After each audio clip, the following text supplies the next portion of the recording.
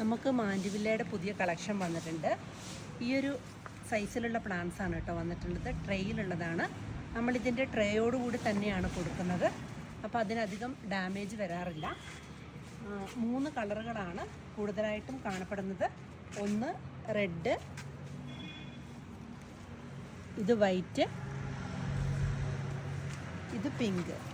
ഈ 3 ചെടികൾക്കും വ്യത്യാസങ്ങളുണ്ട്. അതിൻ്റെ ലീഫിൻ്റെ വ്യത്യാസം വെച്ചിട്ടാണ് നമ്മൾ പ്ലാന്റ്സുകൾ കൊടുക്കുന്നത്.